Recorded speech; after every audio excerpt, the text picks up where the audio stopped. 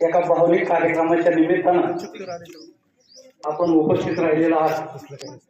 आपल्या सर्वांसाठी एक देव माणूस म्हणून ज्यांना आपलं जीवन समर्पित केलं ते आपल्या सर्वांचे साहेब यांचा आज पुण्यस्मरण या ठिकाणी आपण त्यांना विनम्र श्रद्धांजली अर्पण करण्याकरता तालुक्यातून आलेले सर्व साहेबांच्या वरती जीव असणारे, प्रेम असणारे सर्व कार्यकर्ते, गिरवी गावातील ग्रामस्थ, सांप्रदायिक भजनी मंडळ, उपस्थित साहेबांच्या सुविद्य पत्नी बाईसाहेब, साहेबांच्या दोन्ही मुली पुनिता दिदी आणि फरले दिदी, त्याचप्रमाणे साहेबांचे सुपुत्र सह्याद्रीबाई अकरम, साहेबांच्या वाड्यातील गावातील सरपंच, उपसरपंच, सर्व मान्यवर, तालुक्यातून आलेले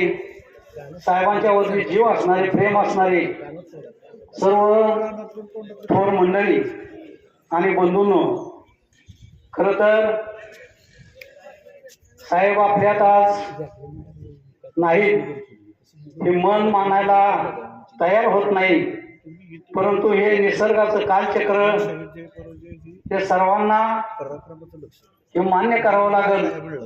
जो माणूस जन्माला आला त्याचं जाणं ठरलेलं आहे, परंतु हे साहेबांच्या बाबतीत खरं तर मनाला मन स्वीकारत नाही।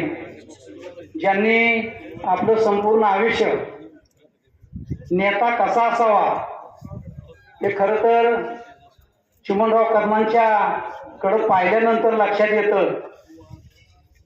एक थोर उंचीचा आभाळा एवढी त्यांची उंची होती, त्यांचे समुद्रा एवढे विचार होते, त्यांच्या अंगी खरं तर परमेश्वराने एक मोठं धाडस, बाणेदारपणा, अफाट अभ्यासू वृत्ती ही त्यांना लाभलेली होती। केवळ साहेब जिप्पाड होते म्हणून महाराष्ट्रात परिचित झाले असे नाही, तर त्यांचा बाणेदारपणा, त्यांचं धाडस जे होतं ते महाराष्ट्राला त्यांनी आपल्या कर्तृत्वाने दाखवून दिलं। एवढ्या मोठ्या महाराष्ट्राच्या विधानसभेत साहेबांना जो प्रभाव टाकला ती केवळ त्यांचा अभ्यास आणि ती धाडस आणि सामना करण्याची जिद्द होती, आणि म्हणून त्यांनी एका महाराष्ट्राच्या विधानमंडळामध्ये आपली प्रतिमा, त्यांनी एक वेगळा ठसा उमटवला। पण तो करत असताना सामान्य जनतेला मात्र त्यांना नेहमीच केंद्रबिंदू मानलं। फटक्या कापड्याच्या माणसाने जाऊन बसावं साहेबांच्या पाशी आणि आपलं गारानं त्यांना सांगावं। जेवढे धाडस त्यांच्याकडे होतं तेवढं ते कणवाळू सुद्धा साहेब होते। सर्वांच्यासाठी त्यांनी काम करत गेलं आणि आपलं आयुष्य ते लोकांच्यासाठी खर्ची टाकलं।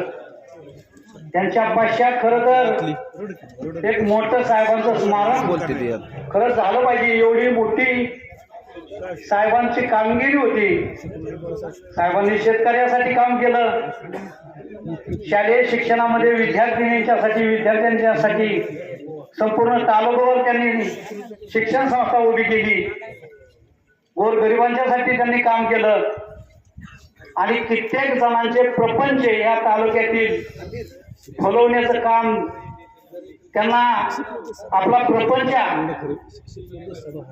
सावरण्याचं काम साहेबांनी करून दिलं। कित्येक जणांना नोकऱ्या दिल्या। असं जे काय आपण चांगलं जीवनमान जगतोय त्यामध्ये चिमणराव कदमांचा वाटा आहे, ते आपल्याला कधीही विसरू शकत नाही आपण।